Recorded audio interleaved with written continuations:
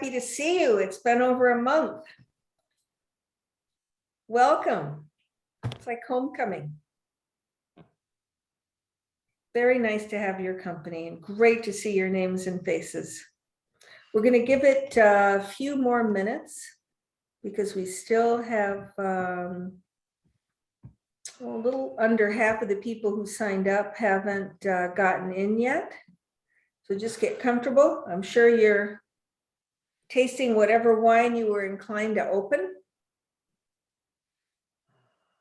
And I hope you've got something delish cooked to go with Bordeaux. Anyone want to speak up with what they're munching? I know that there are at least 2 or 3 major kitchens in the background. I have got the Chateau Cantamarel open, and I've got some sauteed beef tenderloin and herbed potatoes. Oh, perfect.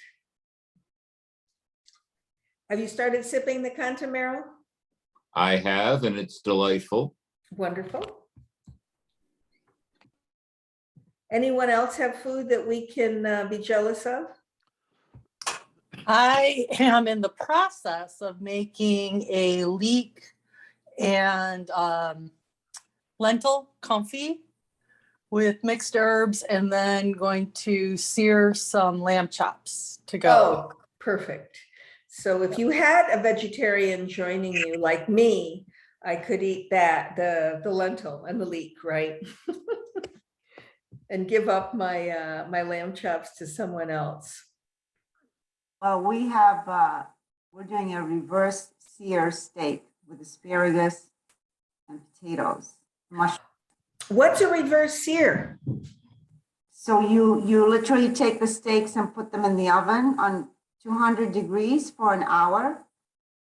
If you like it medium rare, and then you cook it and then you sear it on the top of the stove.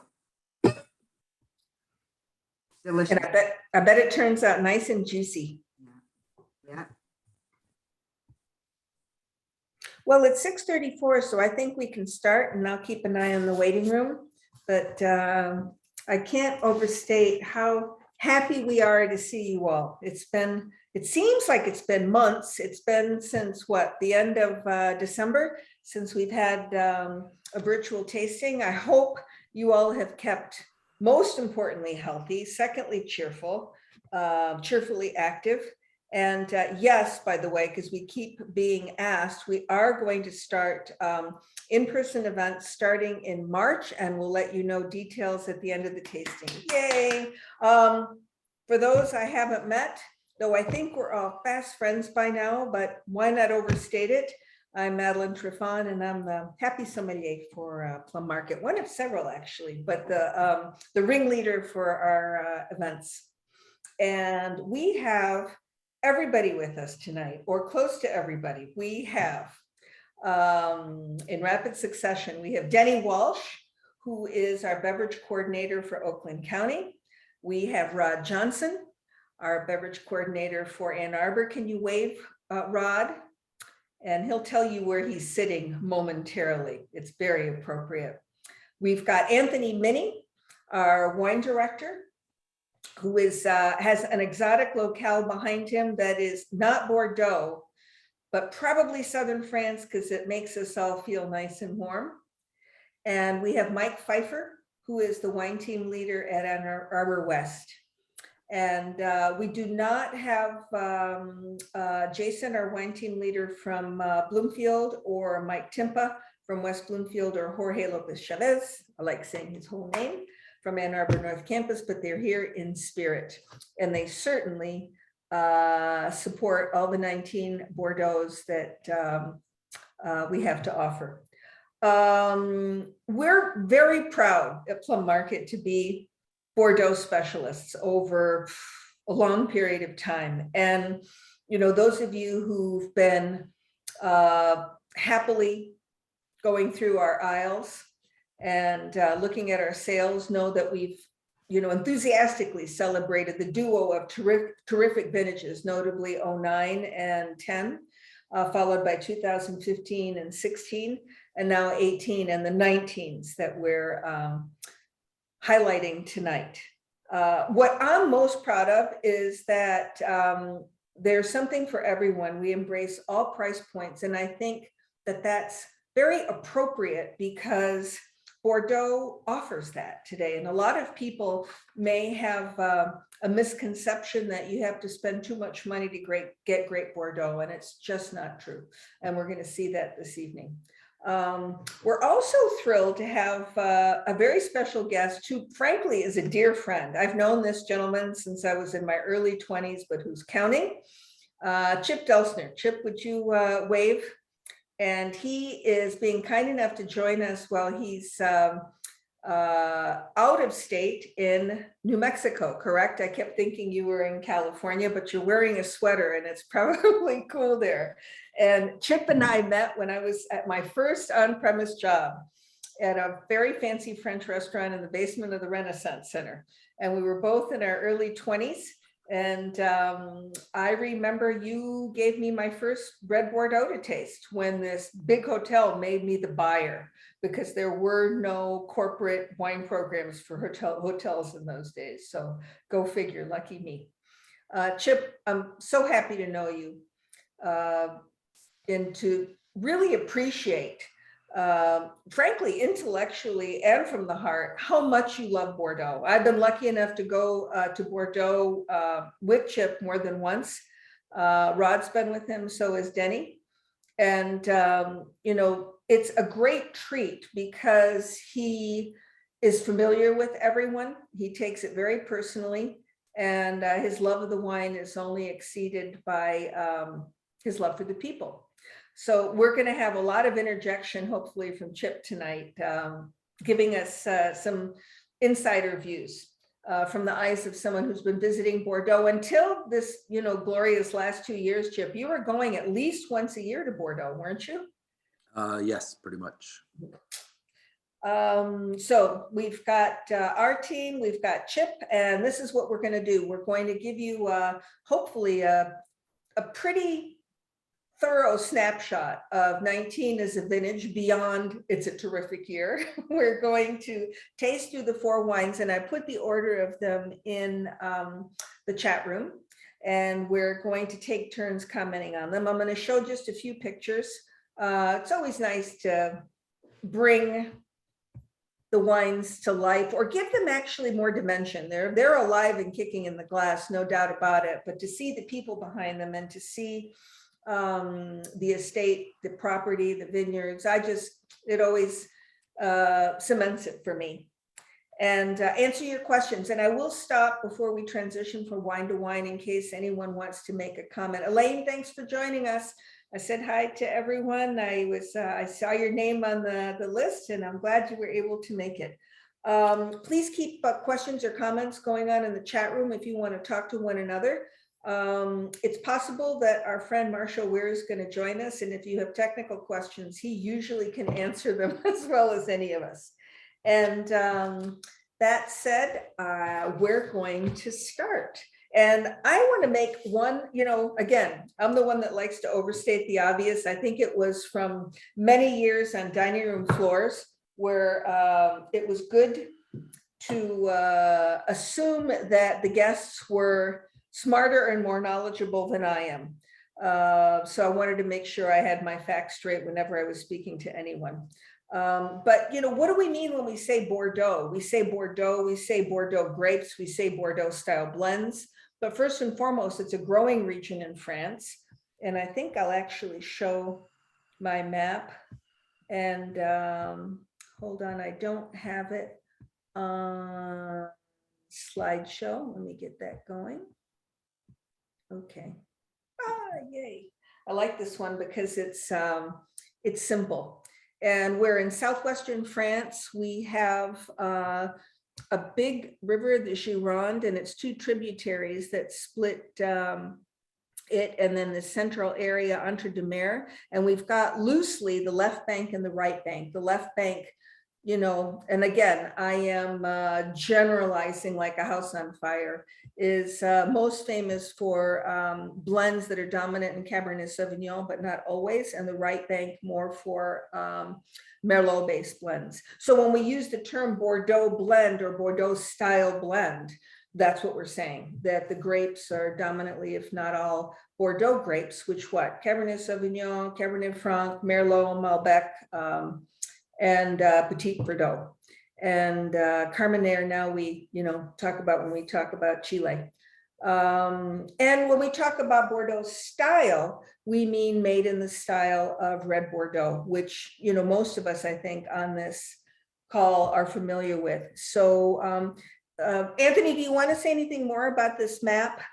Anthony is a walking encyclopedia these days. I'm very proud of him because in addition to being our director of wine, he's a master sommelier candidate, and that means that his theory knowledge goes deep and strong. Well, I guess first of all, that was a great overview because I do think it's nice to generalize in some sense to get a perspective. But one thing as well is this is a very large region. I think it's one of the largest in France. I don't know if the Languedoc probably produces more wine, but this is a huge area. I think that like they produce more wine here than they do in probably Germany and Austria and Portugal put together.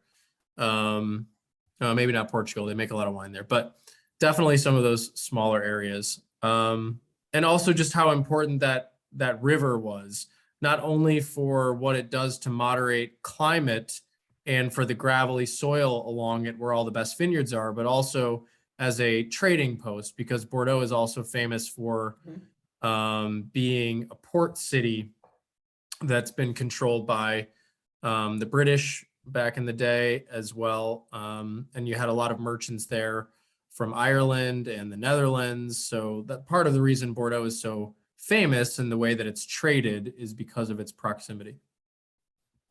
Perfect. And I'm going to go back to the map for a minute because these are some terms we throw around. Omedoc, and it's hard to see, sorry, the print. I troll around looking for the best maps and I have a hard time finding ones I love, but there's the city of Bordeaux, the Omedoc with the famous communes like Margaux, Saint-Julien, Pauillac, and Saint-Estèphe is here. This is Grave, aka Pessac-Léognan. When we talk about the Entre-deux-Mers, here it is, the green area, right between two seas. And then on the right bank, we have Pomerol and Saint-Emilion. And then we have satellite areas like Bourg-Blaye and such that provide spectacular values. So that said, I've kept you waiting, Mike. Want to talk about Chateau Marjos and the owner, Pierre Lerton. So Pierre Lerton may be known to some of you as the managing director of both Cheval Blanc and Chateau Yquem. Comes from a large family of winemakers, introduced to the family business with his dad, Dominic, at Chateau Regnier. And then later on with his uncles, Andre and Lucien at Clos Forte. So this is kind of I read an article that someone called this his home brew project. He grew up not far from the property. He in the early 90s began to he started renting and growing vines and making wine all by himself. He over the years bought different parcels on the property. It's a property that's about now about 40 acres of vineyards. Clay and limestone are the soil types, but he over the years bought the parcels until 2014 when he became the sole owner of the property. And he his prized possession, if you will, is what you're seeing now, Maison Chartreuse, which is where he lives. So he lives on property. That's Pierre there. So he's a gentleman with a large family history of winemaking. Obviously, he's hugely successful, but this is his personal project, and he's updated his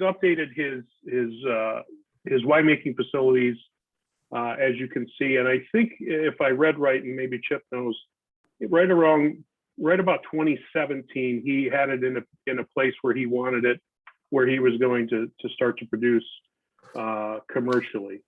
What you have in the glass is about 80% Merlot, some Cab Franc, some Cabernet Sauvignon, and a little bit of Malbec. This is a medium-bodied wine with wonderful acidity. You get ripe notes of cherries, blueberries, and blackberries, but it's very well balanced. And coming from Entre de Mer, it's, if you will, a value at $14.99. I think it's shocking at that price. I mean, I'm going to interject because I really, really do. And keep talking, and then I'll show us where we are, because I forgot to show the Entre de Mer. But I love your description, because it's talking about a wine that's a lot of wine for the money. It is a lot of wine for the money, but it's downright delicious, and still young, with enough acid and tannin to last quite a while. I personally became more familiar with Chateau Margaux this year or last year, and I'm really looking forward to what he does vintage after vintage going forward, because I think he's done a spectacular job with what he's doing in the Entre de Mer.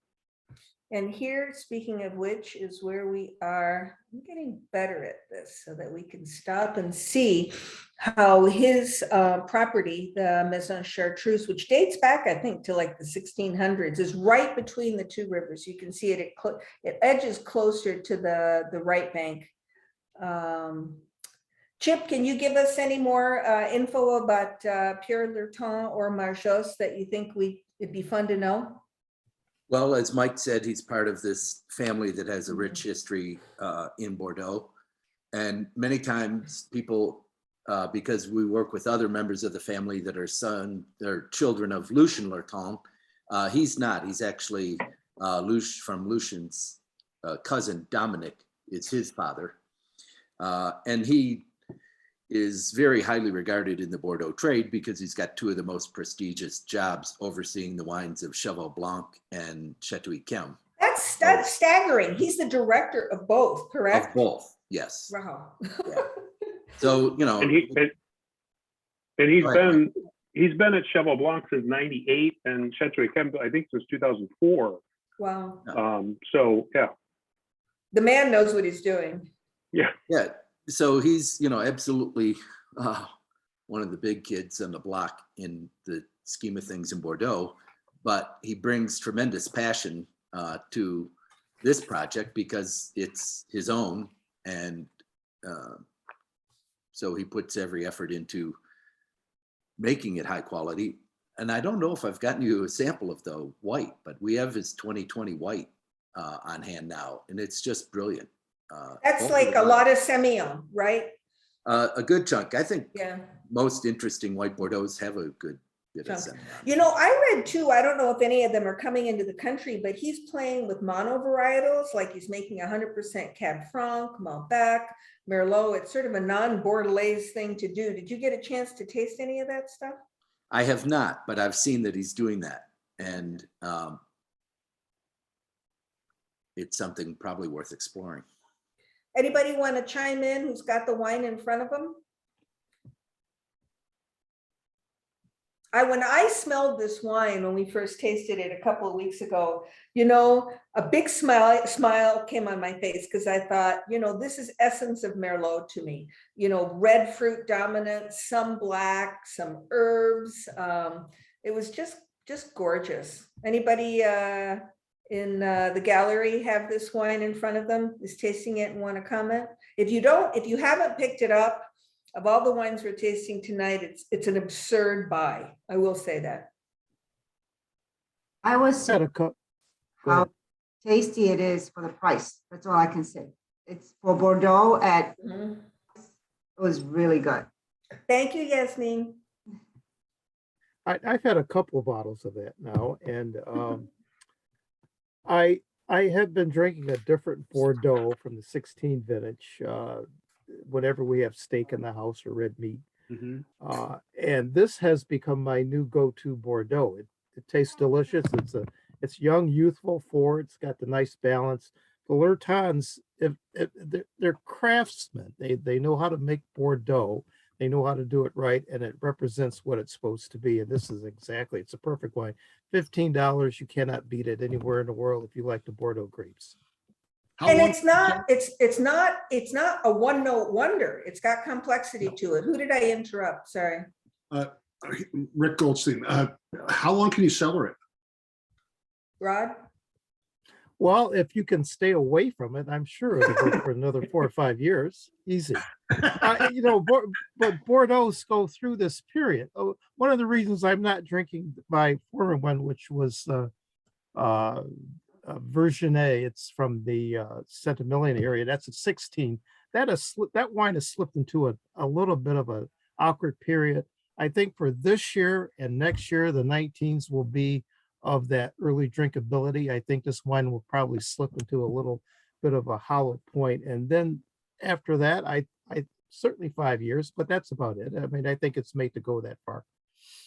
Of course, you're going to age it longer. Wines will do that. I think in this vintage, we haven't really talked about 18, 19, or 20 yet, but I think the 19s are geared for a graceful long life. I think this wine's part of that. You know, to And- your point, and my very bad, we should probably turn to Chip quickly to give us a little thumbnail sketch of 19. Did someone want to say something? I just cut someone off. I was just going to say that, because of how good 19 is, and in all great vintages, the low end wines are fantastic. So when you find these good vintages, they're really good vintages to stock up on the $15, $20 wines because they're all very good. Chip, everyone, if you've got the Chenade in front of you, the La Chenade #2, which I'm gonna opine on with enthusiasms, can you, in the meantime, while people are sipping, talk about 19 overview-wise? Sure. So weather-wise, it started out very hot and dry. They had a long flowering, nearly 2 weeks, which is often problematic if it's extended longer, because you sometimes get variations in the way the fruit sets. And sure enough, when it came to veraison or the change of color of the grapes, it tended to be somewhat uneven. And when I was reading about the 19s and the fact that that's usually undesirable, they felt that actually because while they varied, even the later developing were ripe enough that you just had a variation that's added some complexity. So It wasn't a bad thing, right? yes, this heterogeneity, which I had to look up. It's not a term that I was, which is this unripening in a bunch, normally undesirable, but they felt that in many instances, there was some benefit to this, that there was a debate about that. So you had Merlot that ripened well in the heat. In some instances in the right bank, you had to watch it so that it didn't get overripe. With Cabernet, they were blessed with the fact that it rained in the third week of September and really helped extend the life where things were drying out from the heat. And Because it was hot. I mean, 19 Lisa Perotti Brown was described really that hot. she showed up to meet Bruno Bory at Ducru Bocayu to do a vertical tasting. And he was so excited about how the Cabernet was sort of brought back to life by the rain that he insisted that she hop in the tractor and go out and look at it in the vineyard to appreciate the fact that this was going to really provide the freshness and length to the Cabernet ripening, which then went on to mid-October. Well, correct me if I'm wrong, Chip, it's sort of bizarre for anybody in the vineyards of Bordeaux to celebrate rain in September, but the grapes needed the water, correct? Yeah, you know, it's funny because I was there in September of '09, and they had rains, but relatively light rains, and people were delighted in the same way because earlier in that same week, I saw fruit that, you know, in vineyards at Merlot and the right bank that the heat had been a bit much. You were seeing them start to shrivel and pucker up, and the rain really just helped keep some freshness to them. And so Now, if people are comparing them, say, to 15 or to 16, do they have elements of both, or how would you shorthand the description of the wines, at least at this point? Is that a fair question? yeah, I mean, it's probably in comparing more like 10 or 16 than it is by 9 or 15. So it's a vintage that was both adequately ripe, like those two, but with good acidity and freshness. And when you read through notes, which I've been doing lots of, because people they're not usually asking for my notes, they want to know what other people say, so I'm reading through all of these. And in comparing 18 and 19, it's really a bright, fresh tension and energy in the 19s that one writer after another, or the producers themselves are describing. And you saw some of this because I shared a bunch of these notes from both the consultants and estate owners from a number of properties. Cool. And it's considered an A vintage, correct? Just to like, Yeah, again, so that we were talking overstated. about, you know, 9, 10, 15, 16, and Yeah. 18, 19, but 19's really in the middle of this trio, which is really extraordinary. 18 was one that was just sort of salvaged by the fact that they got heat after a tough spring. And in 19, it actually started out hot, and they worried whether it got too hot. But when you look at measuring the heat days and stuff, even though they had spikes, they had a cool enough weather evenings and stuff for things to shut down and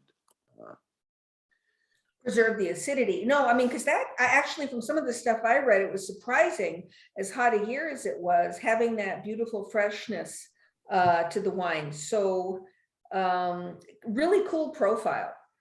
So 19 was interesting in that nobody was there to go taste on premiere, but the interesting part of it was I got sent samples and had over 120 at our office that we tasted. And the interesting thing was, you know, when you're going property to property, region to region, you're tasting things, stopping, going to the next property, going to different appellations, and to be able to just go back and hours later measure them. How cool is that? Everybody, Wow. you know, all the wine press said that they really had an opportunity to look at them in ways that they didn't when they're on site. So while it had its disadvantages, it had some advantages in that. And just to remind us all, en primeur means before the wines are actually bottled. So they're, you know, they're pre-bottlings, if you were. Is that it's sort of the debut party for the new for a vintage? You know, in Right. the spring they'll show off the vintage from the prior fall, and the wine world sort of descends on Bordeaux for the occasion. So I'm going to take the ball, and we're going to go to the, we're going to go from the Entre-de-Mer across the river to Lalande de Pomerol. And I want to talk about how this wine is showing before I talk about it. Because to me, you know, if it's in the glass, it's worth talking about. If it's not in the glass, frankly, I have a hard time remembering facts.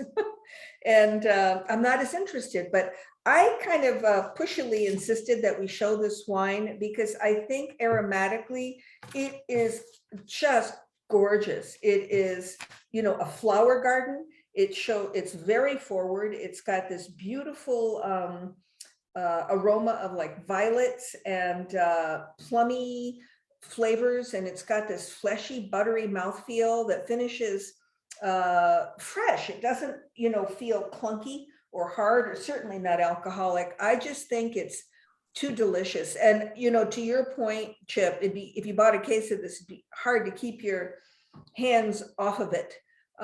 So I'm just sitting here sticking my nose in the glass over and over again. And you do get a whiff of oak, but it's not obtrusive. It's very well integrated. And here's a nerd fact that I shared with Anthony a couple hours ago before we got on this.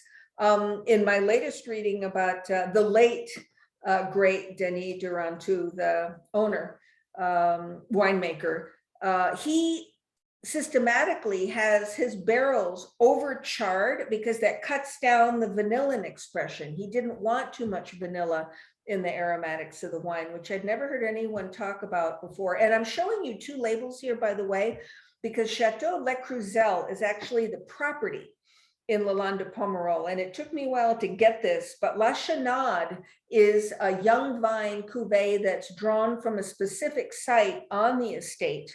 But it is not, you know, like an adjacent property or something like that. It's from the Cruzel estate, which this is really cool to see because Pomerol is certainly well known. It's a tiny area on the left bank, right up against Saint-Emilion. And Lalande de Pomerol was often considered, if you will, not exactly the wrong side of the tracks, but definitely the lesser side of the tracks until frankly recently, where the wines coming from Lalande de Pomerol are spectacular buys.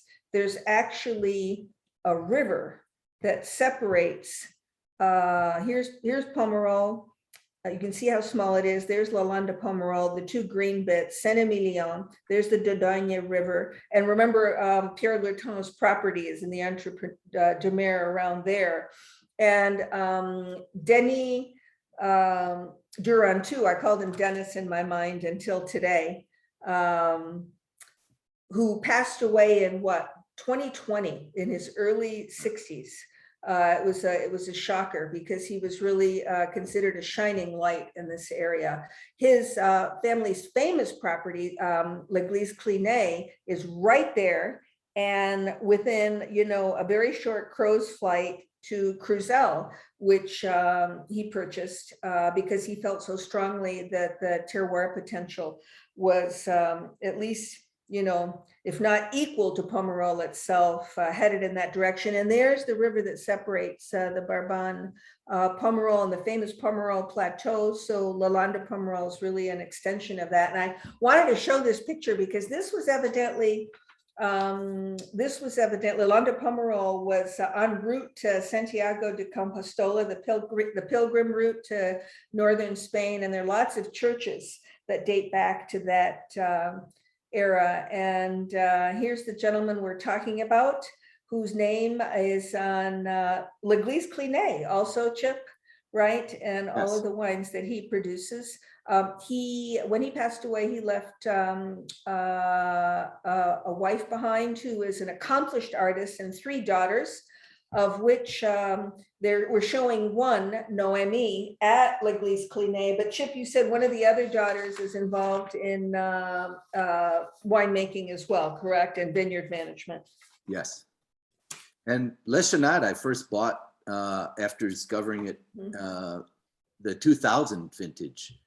And I bet that was sadly, I gorgeous. haven't had it as many years as often because it quickly gets gobbled up, because it's sort of, everybody knows that as great a winemaker as he was, and L'Église Clinée is minuscule property and expensive. And so all these other little gems that he makes that are great values, the La Chenade, the Le Cruzel, Montlandry, Saint-Yam, just, and La Chenade is amongst the small and least expensive.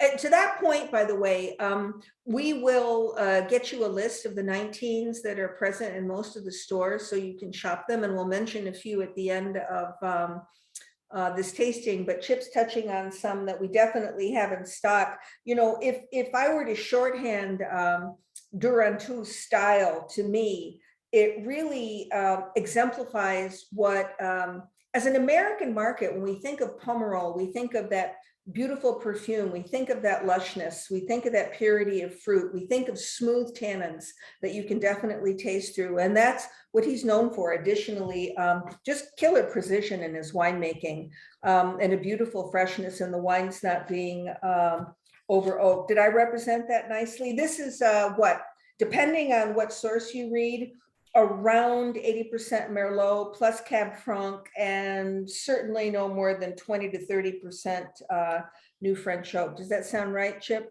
I believe so. And Linda just asked, how long can we keep La Chenade? Did somebody wasn't able to hear me, or can you hear me? Are we good? If I have an audio problem, let me know. You know, frankly, when I taste fruit of this quality, you could just buy a case and, you know, open one a year or more often than that and see what happens to it, because I think it will do nothing other than develop layers.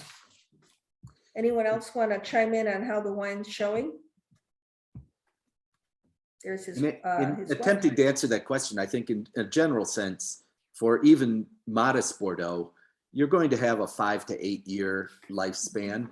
And then how much you like them at what point is really a personal choice. You know, maybe you like the primary fruit and you see it peaking at 3 or 4 years. If you like it when they get tertiary flavors and develop a bit more, then maybe it's really 8 to 10.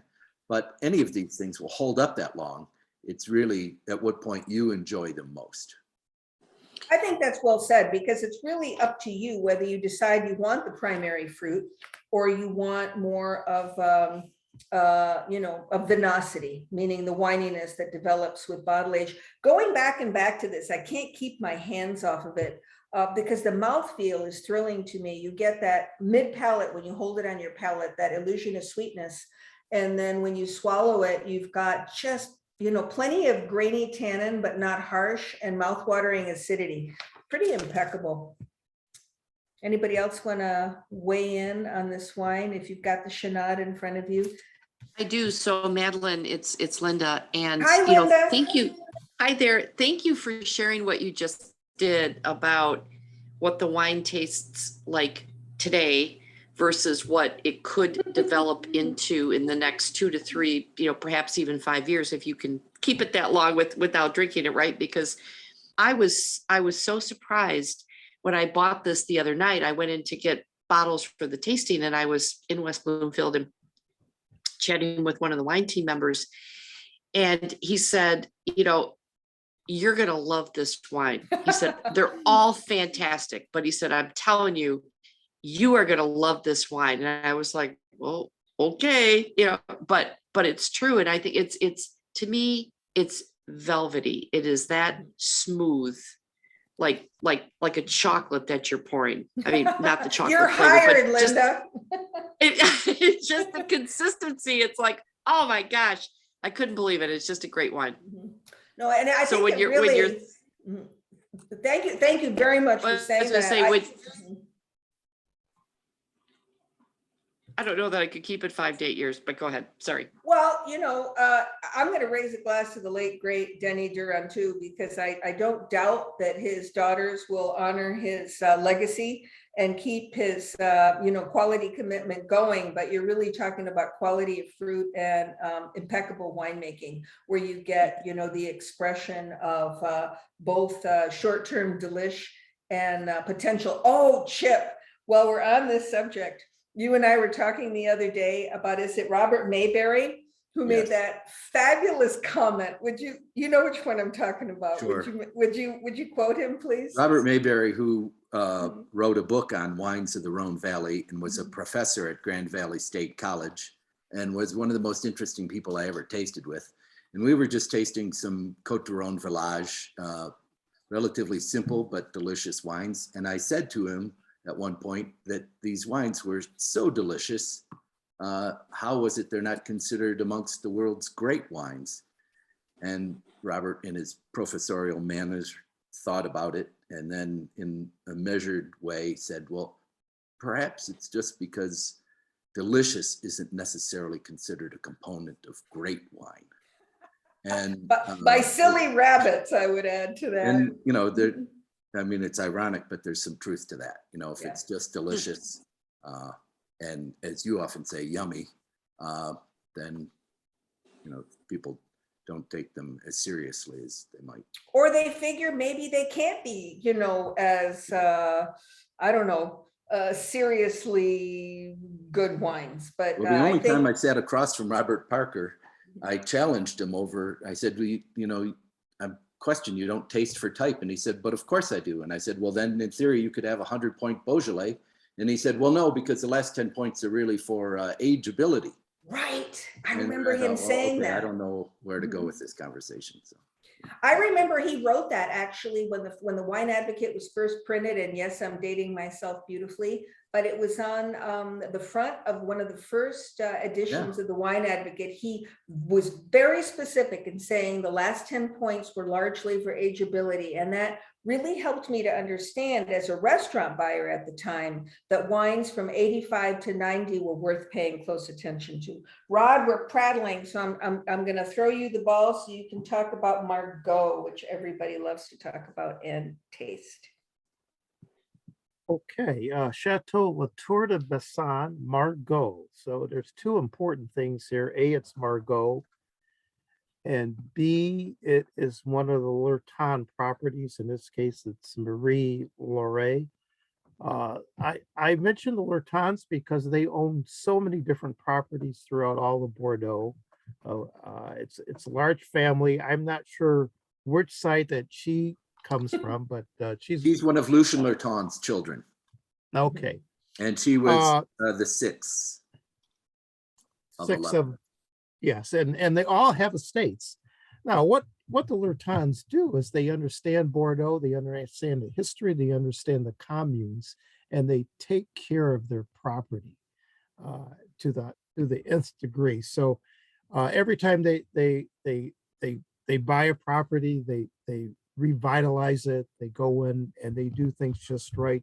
This estate dates back to the 13th century. You're looking at the actual Tower of Bassan. It's in the commune of Soussan. But I'm going to do this right now because you mentioned Soussan, and we're going to see exactly because they get grapes from what three communes: Soussan, Cantenac, and Arsac, I think, right? So forgive me for interrupting you, but they were going to Margaux. We're on the left bank. And as we get closer, this is so cool. You're going to see there's Latour de Bassan, there's Arsac, there's Labarde, and there's Cantenac, and there's Soussan, which are all parts of the Margaux appellation.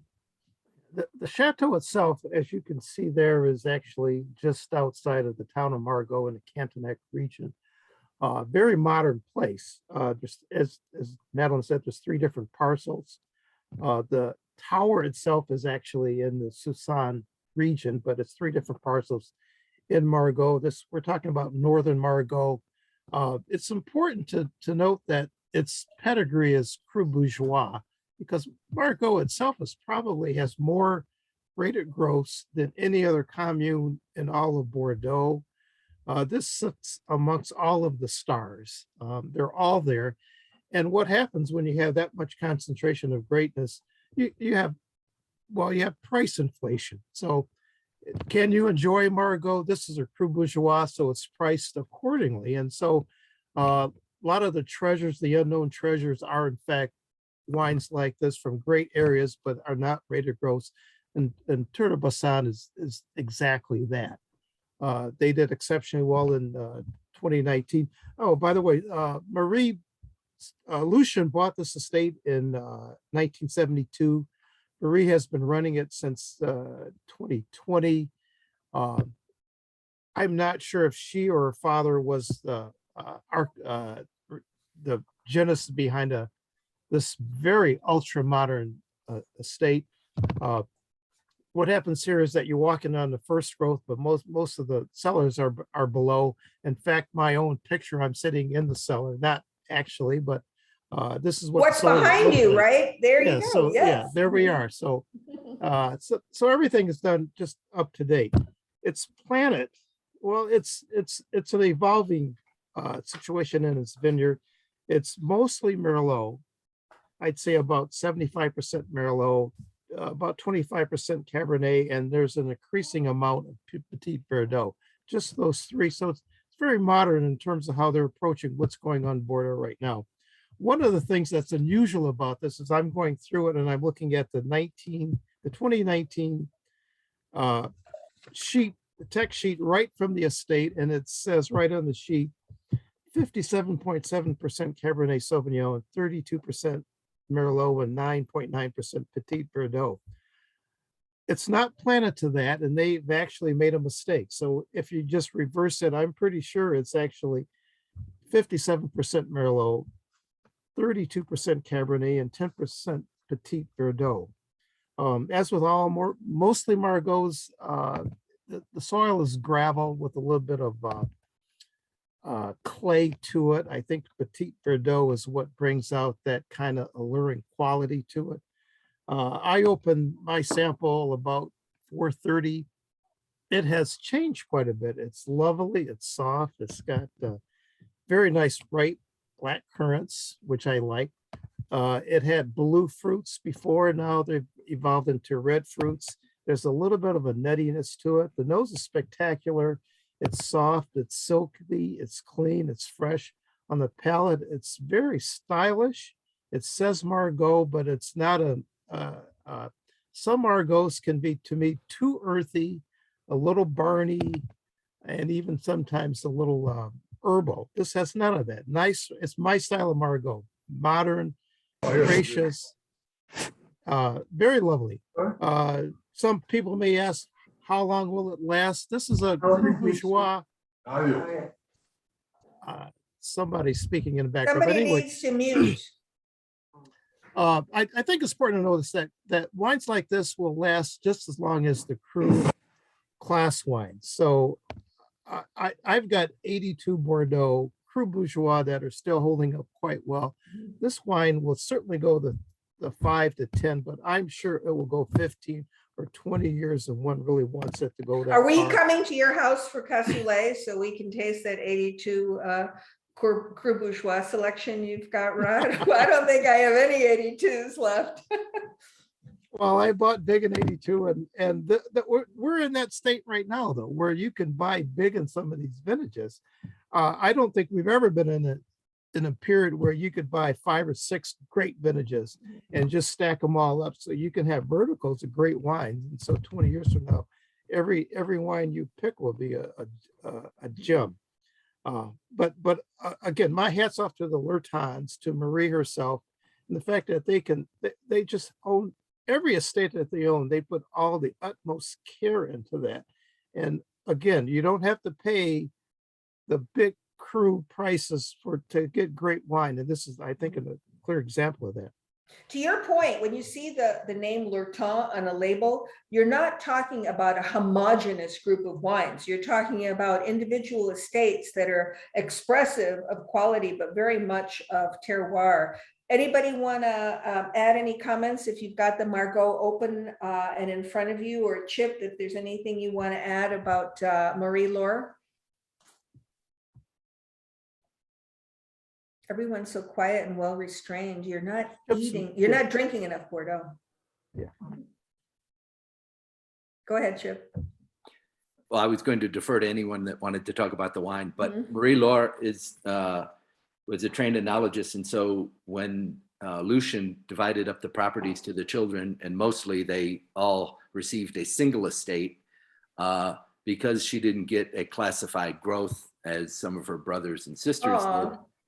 She was given 3 Cru Bourgeois. Yay, Marie-Laure. As an enologist, she could handle it.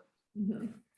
Evidently, they are doing some significant restorations and modernization on the inside of that original old tower, because their estate is big time into tourism, eno-tourism. So if you are planning a wedding and you want to have it in Bordeaux, you might want to consider Tour de Bassan if their website indicates what's going on over there. Shall we move on to Cantamaril? Anybody else want to opine? This is such a pretty wine. Pretty, pretty. That's what we think of when we think of Margaux. Okay, we are moving on to Contumaral. Wow, what a beautiful view of the chateau. Anthony, this is your baby. Yeah. Very, very cool wine, the Cantumaral. I'm going to pour myself a little bit here. And if I could just make one comment about ageability, because it seems to be a topic here. Let's not forget that ageability is very much subjective. So we can give ranges about 5 years or 10 years, but the magic of this is if you really like a wine, buy 6 bottles or buy 12 and drink one a year. And when it stops getting better, then drink them all. Right. So, you know, that's the fun of it. It's sort of like cooking, you know, you got to figure out sort of what your sweet spot is. And also your cellar might be different than someone else's cellar. So if it's 2 or 3 degrees warmer, it may age in a different way. So it's not always cut and dry. So experiment with it. To your point, mine's in my basement and I have like a really noisy window fan in it that keeps it fluttering just like around low 60s. So it ain't 55, but I've opened really old stuff from there and it's just fine. So, Yep. you know, you don't have to freeze the stuff for it's consistency and cool Yeah. is the punchline, And even one right? wall of your cellar might be a different Yeah. temperature from another. All right. Why does it say Macau? So this is not an area in China that was occupied by the Portuguese. This is actually a commune of Bordeaux called Macau. So, and I think one of the interesting things about Cantumaral is it's just labeled Omedoc, which is very confusing because most people know Pauillac or Margaux. They know these famous appellations. Cantumaral is a great property that gets overlooked because it just says Omedoc, but it's actually a 5th growth. It's one of the few classified growths that is Omedoc. And I think that that is one of the reasons why it's a tremendous value, because a lot of people don't understand estates like this. They will quickly buy the Margaux, like we tasted earlier, even though technically the Margaux is a lower appellation because it's Cru Bourgeois. And I think, you know, some of these classifications don't mean a whole lot because I think that wine was tremendous and by all accounts equal to this wine, if not better. There's the township, right, yeah. Anthony? So Macau Yep. is the township and the estate is related to it. Yeah, and it's just south of Margaux. So if you see there, La Barde is just north. That is a commune of Margaux. And there's Margaux Cantonac, right? And it's pretty close to the river as well, which is nice. So the river moderates the temperature the closer you are to the river because the river holds heat or it moderates the temperature very well, and you have deeper gravel there as well. One of the other interesting things about Cantumaral is that it's one of 2 estates that's classification changed. So you had the original 1855 classification, and Cantumaral was left out of the classification. And the owner of the estate, A lady, right? Right. Caroline Villeneuve de Right. Villeneuve, she let the Bordeaux merchants sell her wine for her, and she was very upset to learn that she was left out of the classification system. And the classification system was really based upon sales data. It was only based on who was selling for the most amount of money. And she was so upset, she brought all of the paperwork, all of the receipts from the decades that she had owned it to prove that her wine was on par with any of these other ones in terms of the value and the sales data. And she actually petitioned to have her wine added to the classification. And it was. Yes. Killer's story.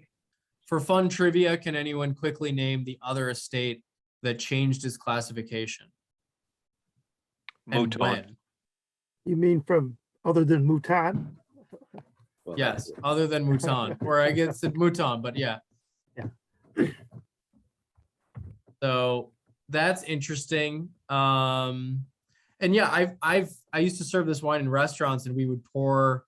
I remember vividly the 85 and 95 vintage were showing great, and it was a wine that we could pour that gave people a really good value of Bordeaux with age on it, because we were Oh, selling it. 85 must have been beautiful. It was great. We were Mhm. selling it under $200 on a very I expensive loved 85. Yeah. French wine list. So this is just a killer value. It's a fifth growth and it's $40. So there's other fifth growths that are very expensive. Ponte Canet, like in the back of Denny's screen, or Lynch Bage, these are $200. And again, not meaning that a fifth growth means that it's better or worse, but just as a comparative. You know, another thing about the vintage that I wanted to bring up, 2019, because these wines were released during COVID, as Chip had mentioned, they made a conscious arrangement, all the chateau owners, to release them at a much lower price. So 18 was a great vintage and 19 is also a great vintage. And they were released about 20% less expensive because of the volatility in the market. 20% is huge. 20%. So the 2019 Cantamaril, we are selling for $40. The 2018 Cantamaril, we sold for $60. So 19 is a fantastic vintage. It's a rare vintage to stock up on because of that pricing. And in the wine world, all of us know Rod, Denny, Madeline, Chip, of course, and Mike. We all know that the trend lately, like anything, has been price increases. We've seen tremendous price increases. Champagne, huge price increases. Napa Valley, huge price increases. Bordeaux in the 2019 vintage is the only exception where prices actually went down. So this is quite unique.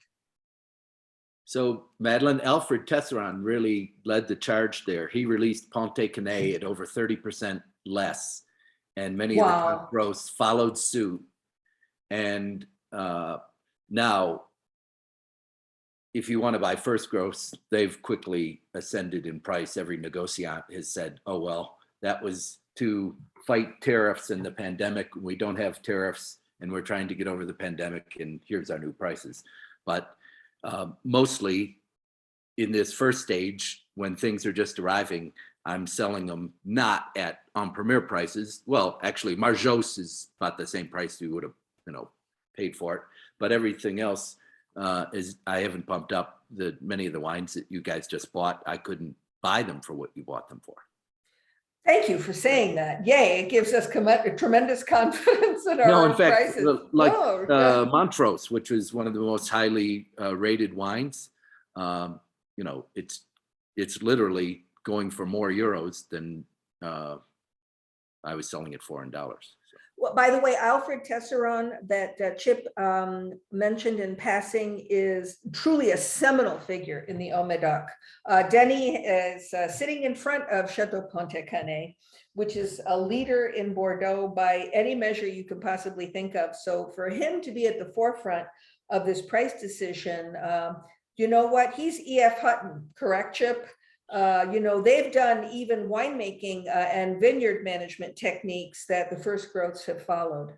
Yeah, he was the first one to go biodynamic. And the other interesting twist coming back to Cantamaril is that for all the times I'd been to Bordeaux, I thought, well, I know can't see the gate, but because the chateau itself is sort of buried back in the woods, you don't see the chateau until you drive back in there. Oh, there it is. That's why I wanted to show that. In fact, their second label is called Les Allées, or the alley to Cantamaril, the drive in through the trees. This, by the way, is Chip's picture. Chip is an accomplished photographer. He was it was just because we were staying there for the week in 18 tasting the 17 on premier. Well, it was a good damn reason, because this is a gorgeous picture, and I'm lucky enough to have a little talking about how well catalog. the wines hold up. We were served an 82 with dinner that was just in spectacular form, arguably too young. Chai means holding cellar, correct? Yeah. Or aging cellar. And this is your picture as well. Tell us what we're looking at, because these look large new barrels, correct? Yes. Well, so these are large fermentation tanks. Mm-hmm. And behind me are similar size stainless structures. They like them big and round because then your surface isn't narrow and deep as in tall cylinders. And so your skin to juice contact ratio is greater.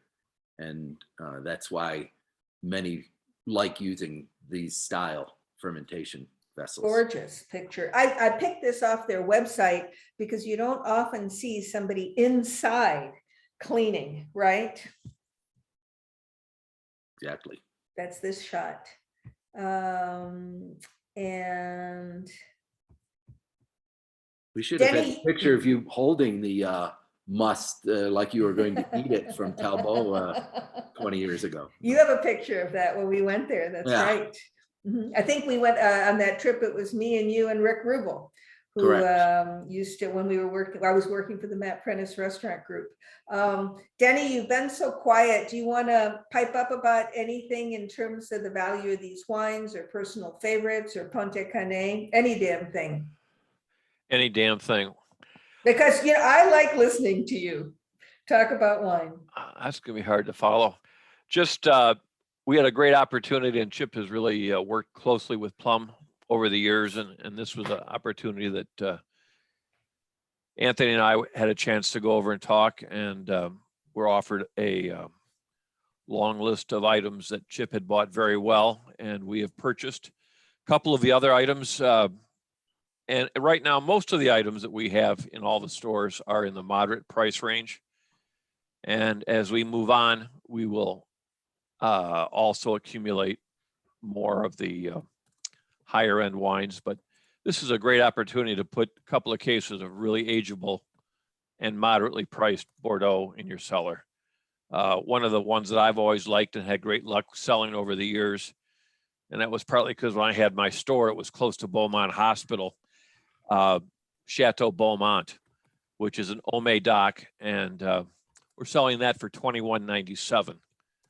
Again, 92, 93 scores from a number of people, and a consistently well thought of wine, and it did a really nice job this vintage. A couple of other items. We do have some Pauillac from d'Armagnac, Duhart Milan, and Petits Châteaux, which is a less expensive Pauillac. It's at $54.97, and it's a mouthful. It's quite a wine. A couple of our favorites, Smith Whole Lafitte, both the red and white we have in stock, but then you're getting into mortgage rate payments. They're a little bit more money, so you can only buy a case, not three. What else do we have? We have a case or two of Montrose, and we also have Montrose's second wine, some Claire Milan, L'Evangel, lots of things to offer, and all at prices that will probably not be replaceable. So if you like the Marjos, the very first wine, I got to talk to Chip after this and see if we can buy any more, because this stuff is flying. At that price, it's an amazing wine. So stop by any of your stores. All of them have the same number of wines, and we'll continue to add, but 2019 is a serious opportunity and one everybody should take a look at, especially with these initial offerings where we've been afforded very, very fair and advantageous pricing. Come on by. Do we have any Santiam that's also by Denny Durantou? Did we Yes, pick we up do. some of that? We have Santiam, if you like the style of that Pomerol. And we have that beautiful white, correct? Reserve de Malartic. Yes. And we have the Santiam. That is $25. And we also have their property Mo Landry coming in from Castillon next week. And that's also very reasonable and highly thought of at $30. So we do have a lot of his wines. Anthony, I cut you off before you got a chance to describe how the Cantamarel is showing. Do you mind sharing that? Well, you know, I do think it's a nice counterpoint to the previous Margaux. I think the Margaux is a bit prettier, a little more delineated floral notes here. but this wine has more density to it. It reminds me of more kind of old school. It's quite age worthy. Again, going back to those older wines, I mean, Cantamaril really holds up over time, which is shocking. I mean, for a wine of this price point to be able to put it away for decades and decades like that. So right now, I think it's definitely drinkable, but it's dense. It's not delineated like some of these other wines, and I don't mean that of any negative point about the wine, but You mean closer to a more concentrated sort of Cabernet Sauvignon expression as Yeah, opposed to a pretty just- elegant expression? I think it's going to be right? better in a few years. Mhm. I think it's a serious wine. It's great right now. I'm really enjoying it, but it's pretty serious. Well, it is the only Cabernet dominant of the quartet tonight. Yeah. You know, before we can hang point. and answer questions, but I want to show these before I forget. This is going to be a virtual tasting, by the way. Can everyone see that? The exuberant woman on the left with the soaring Andes behind her is the one and only Laura Catena, who leads the Catena family of wines in Argentina and manages to be an emergency room physician in San Francisco, at the same time an accomplished wine author. Don't ask me how. So that's going to celebrate Women's History Month at the end of the month, admittedly, but in March nonetheless, and you'll see that on the website soon. And this is our first in-person tasting. It's going to be in West Bloomfield, also celebrating Women's History Month. It is the daughter of the celebrated Catherine Hall of Napa Valley, and that's going to happen on Tuesday, March 22nd at the West Bloomfield Plum Market. The newly how do I want to say? We expanded, revitalized, expanded. It's pretty impressive space, and it will be in a casual walk around style, but with Jennifer, Catherine's daughter, having the opportunity to speak to us for a while as well. And we're going to think out exactly how we're going to do this, but we promise we're going to be sensible and manage to be convivial and enjoy fellowship and be safe and not irresponsible all at the same time. Anybody want to pipe up about anything? This has been, I have to tell you, I'm not swallowing because I'm the one who notoriously has no tolerance for alcohol. I've managed to get through a third of my bottle of La Chenade by and not swallowing it at the same time, which may sound sacrilegious to all y'all, especially since I'm just walking downstairs. I'm not driving anywhere. Any comments?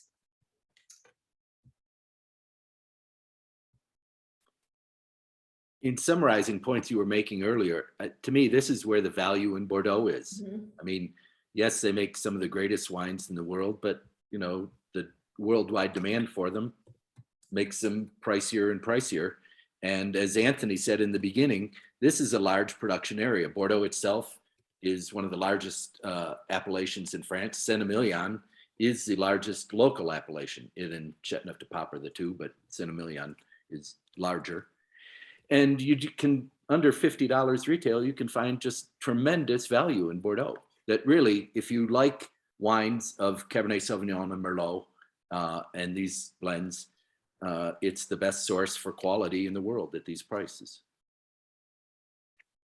And there's a lot of attention being paid now to this particular subset of wines that are accessible, which I define as, say, under $100, because the new generation is on the move, and there's a tremendous emphasis on, we mentioned Ponte Canet, the first estate to practice biodynamic viticulture and organic viticulture, and the young generation coming up that understands how important it is for them to travel to the United States so we can see their faces, not their fathers or their grandfathers, and embrace, frankly, the new generation of buyers who are starting to pay attention to Bordeaux. It's almost like what's old is new again. Right, Anthony? Wasn't that really the punchline of that wonderful podcast you nudged me to listen to? You want to tell people about that book, killer book on Bordeaux? Yeah, well, I mean, there's a new book on Bordeaux, and it's by kind of the rising star. I guess she has been in Bordeaux for a while, Jane Anson, who's a Brit. A lot of the Bordeaux writers are British because, of course, they consume a lot of Bordeaux there, and they have for a long time. And I think that it's sort of the change of the guard in a way in Bordeaux. Bordeaux for a while was very modern in its winemaking, and no disrespect to Robert Parker, who really put Bordeaux on the map, I would say, in a way, after the 82 vintage, at least in the United States, but the wines tended to be more modern in style. And in the last decade, Bordeaux has, I think, been looking for its identity a little bit, because it's lost some traction with some of the collectors if they've moved to Burgundy and other appellations, where they wanted wines that were maybe made with less new oak and less of a heavy hand. So yeah, the new book is kind of shedding light on a lot of that. And there's just a lot of change in the air, and I think kind of a breath of fresh air happening in Bordeaux at the moment. I was thrilled that I looked up all of these wines and there was significant commentary on them. And Bordeaux, Chip, you believe in this book too. I think you bought several copies and are, sharing them with enthusiasm. Yeah, I was And sad she to has a think- website. Oh, she does. Yeah, she's left the Canner magazine and now has her own publishing enterprise. Yeah, she has a website, and on the website is a podcast. And Madeline and I know have listened to a couple of the podcasts, and they're pretty cool. So there's some things you have to pay for on the site, but if you just go to janeanson.com, you can listen to some of the podcasts about 2019 vintage and a lot of other things related to Bordeaux.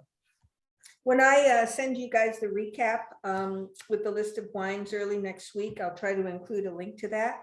And maybe a couple of other resources that Chip was nice enough to share. Chip, I can't tell you how great it is having your company. I am proud and happy to have known you than more decades than either of us are going to admit. Yeah. No, but I think, you were probably the second wine person that I ever met in Metro Detroit after this. The manager of this 1,400 room hotel handed me a list of distributors and said to this 22-year-old, "You're going to buy wines for us. Here's the list of distributors. Your company was one of them. Your father was still kicking at the time. Don't spend too much money. This is how you figure out a wine cost. Good luck." That was my training. How to be the buyer of the Renaissance Center, the wines in the Renaissance Center. But the job teaches you. So I have a very soft spot in my heart for you and your dad and your company. Well, we've enjoyed. So Madeline, I'm curious. Oh, yeah. So to what degree? I mean, we've been through a period of time where a lot of people, and I guess I'm in that, sort of said, Bordeaux are getting too expensive. Napa's where the value is for cabs. Are we now equalizing there? Are we sort of? Is that a relevant thought or not? I think, and this is my opinion. No. I think there's more. Yeah, I think there's more diversity in Bordeaux in terms of accessibility of price points. I really do. I mean, and it's not just these estates, but it's the second labels from Classified Growths and sometimes the third labels. I don't think of the word value and Napa in the same breath. Anthony, you said no. What were you saying? No way. to? Yeah, I think Napa is. I've had 2 glasses of Bordeaux, so Napa to me has no value. Under $50. No, it's got quality. Make no mistake. We're not Sure. But arguing under quality. $50, what bottle of Napa Cab can you buy and put in your cellar that's going to age 20 years? No. And You're agreeing with me a little bit, right? You're saying that the notion that Napa is where the value is, you don't think is maybe never was true, but I think it was true a long time ago. Yes, I think that there was a point where for $20 to $25 you could get fantastic Napa Valley wines, absolutely. But because of the global demand or the market demand and the way that the economics work, especially, I mean, the real estate is worth so much money there. I mean, and if you really think about it, most of those value wines are owned by huge conglomerates. So it's not, you know, I always say in France or even Italy or Spain, you can buy a wine made by a family, grown organically in their backyard for under $20. And you cannot get that in California at all. Well, you can get it in certain pockets, but probably not pervasively in Napa. Rod, you are inching closer and closer to your screen. I didn't know if you were twitching to say something or. Well, I've always touted Bordeaux as the place to go. I don't think you can find, if you're going to just say Napa, then of course Bordeaux has a much greater range of styles, grapes and everything. So in terms of a broad-based experience, you're going to get that from Bordeaux, and it changes from year to year, and there's not a certain kind of cult style. I think even the top rated groves in Bordeaux, they each have their own way of doing things. But if we look at the amount of great Bordeaux out there right now, I don't think we've seen as much because we've had so many great years. Even going back to a vintage like 2017, which was widely overlooked, especially by retailers, a lot of those wines are actually coming into their own right now. And again, you have all of these great vintages that Bordeaux has really never had before, and they have them now. And if you go to any of the estates, they are as sophisticated in their winemaking. They're as careful at what they do in the vineyards as anybody in the world. They may be at the leading edge of what's going on. When it used to be they were at the rear end because they had it, they didn't have to change. Well, they've gone through all of that. So I said, if you really want a great bottle of wine, pick a price. You're going to find Bordeaux generally gives you more at that whatever price you pick. Chip, I would you like to add- sell a lot of Napa Cab and you Oh. sell a lot of Bordeaux. Yes, and you know, I will talk poetically about them on one hand and then express frustration on the other. So in Napa, I mean, the Screaming Eagle trend actually had Bordeaux properties saying, well, this guy gets $500 a bottle. We don't sell our wines for that. We should. And, you know, the irony was that Screaming Eagle was what, 1,000, 2,000 cases. And when you take Lafite and it's tens of thousands of cases, then it seems like production wise, maybe it doesn't need to be that expensive, but worldwide demand allowed it to be. And then, you know, other first and seconds wanted to ride the coattails of that up as far as they could. China jumping in and showing interest in wine. China's, you know, the worst of numbers games. You get a minuscule amount of Chinese and it's, you know, more than most populations in the world. And so that becomes a factor.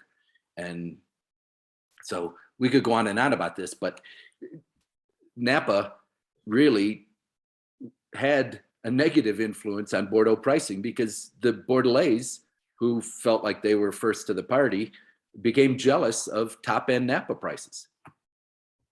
And it's sort of like, you know, sports figures on TV and, you know, then somebody in a boardroom says, well, I can't hit a baseball, but I think I'm worth as many millions as that guy, you know, and here we are. And I'll also add to that, that if you look at auction data and aftermarket prices, Napa wines do not hold their value. If you were to buy a first growth Bordeaux, it would hold its value if you wanted to resell it. If you were going to buy a bottle of Napa wine, good luck reselling it.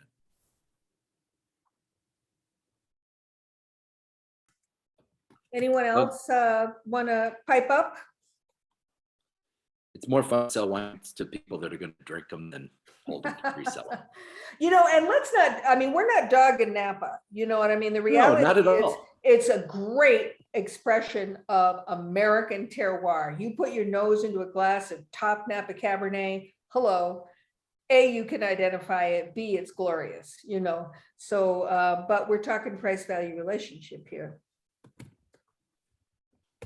Accessibility. I'm a populist. What can I tell you? You're my best friend. Well, we've kept you almost an extra 20 minutes or so. We're happy to hang if you like, but before we all go away, I want to give the warmest thank you to my friends and colleagues. Denny Walsh, you know, your 10 cents or someone else's, you know, $1,000. Thank you for speaking up. Rod, you know, you use very different language describing wine than I do, but you're E.F. Hutton. I listen very closely because your perception is acute and you pay such close attention. Oh, it just Mike- broadens the conversation. It broadens Just the broadens the conversation. conversation. Yes. Mike, you know what? Your confidence is spectacular because it lurks. It never pushes itself forward, but I love hearing from you. And I love the fact that you're the face of the Ann Arbor market, which frankly is alienation as compared to Oakland County. I love the fact that we have 2 stores there. They're just so radically different in spirit, but wonderful. And Anthony, having you on board is just the best. You know, how great that after being wine team leader at West Bloomfield and Chicago, you're now directing us all. And then we are pushing back, everyone. We don't take it sitting down, but I think that's what's going to make Anthony's life interesting and have our wine sets in the stores deepen and reflect what you really want. Chip, you're my friend. Thank you for being here tonight. Well, they all did the homework. It was easy for me just to provide sort of color commentary when You don't have to do homework. You are the subject, honey. everybody needs to do their homework, as you know. Any guesses on when the first Ann Arbor real event will be? We actually, Rod and I have talked about this, yes, and we are loosely, this is loosely, it's not, you know, it's not on a website or written in stone yet, but we were thinking the end of April, the very end of April, possibly for a walk around rosé Kermit Lynch tasting, right, Rod? Yes, Ann Arbor. Plymouth Ann Arbor Road North has- Campus, right. Yeah, Plymouth Road North Campus. They've kind of reconfigured the tasting area, so we have to figure out how to make that flow the right way. Obviously, the whole thing with mask and things like that we just have to hope that's going to go our way. Yes. So there's a few things. We're at the point now where we're fine tuning it, and we know what we want to do. It's just a matter of just making sure it comes off right, though. So we think we got most of everything done, and we're looking forward to getting out there and reestablishing that Ann Arbor tasting market. So Which was very dynamic, you know, and frankly, so that's why we're thinking April 28th or the first Thursday in May, because wouldn't it be nice to have a little heat wave and fling open those doors so people could go outside too? Well, come May, we should have anything and everything and be able to recreate our Bordeaux series, possibly Ann Arbor and in Bloomfield, West Bloomfield. Well, you just spoke a mouthful, brother, because as everyone knows who's listening, we've been doing these Bordeaux tastings for years now in person with regularity at the now. I'm going to raise a glass to the Reserve, which, you know, has now going to incarnate into something else. Wonderful venue for our tastings, part of the catering facility at Big Rock and in Ann Arbor at Barton Hills Country Club, which thank goodness is very much alive. So hopefully we'll be able to do more in-person Bordeaux events. Everyone, thank you so much. Oh, thank you. At U of M graduation is 4:30.